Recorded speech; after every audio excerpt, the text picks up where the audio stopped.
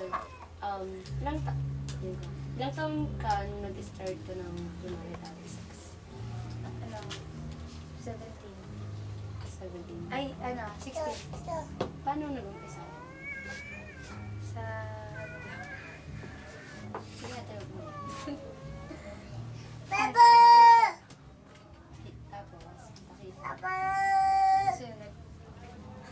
Ilang taon na yung baby mo ulit? Isang taon na siya. Isang taon na siya para mag-2 years old. Mag-period na siya sa June. Ano yung nakapagbigay sa'yo ng influensya para ilagay mo yung sarili mo, gano'n? And, kasi, ano yun?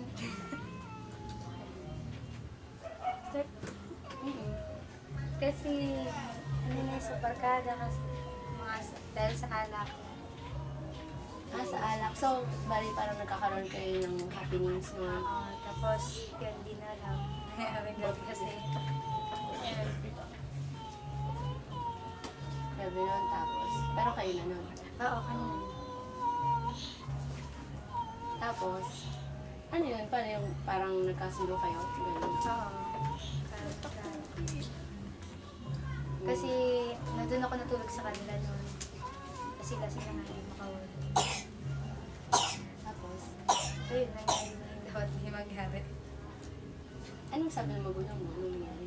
Nagalit sila. Tapos nung mga, tinanggap na rin nila. Pero nung time na yun na nagkakaroon kayo ng happenings, hindi, paano ba yung sitwasyon mo? Pinagbabala ng magulang mo or masyado kang free? Ayun, parang matigas yung ulo ko kasi nga barkada. Matigas yung ulo ko nun.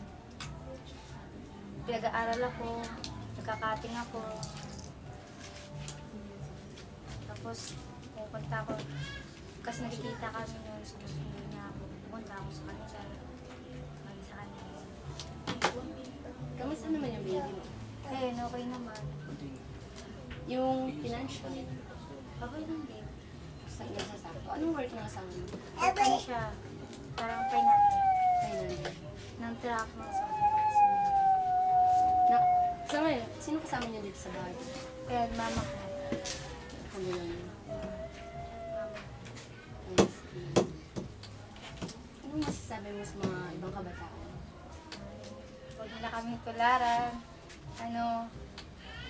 Mag-aral sila, makinig sila sa magulang nila. Huwag silang, gala-gala. Kaya huwag silang magbarkada masyado. Diyan na po ba kahirap magkaroon ng asawa? Ay naku, napakahirap. Pero minsan masaya kasi pag lalo kumahalo na siya.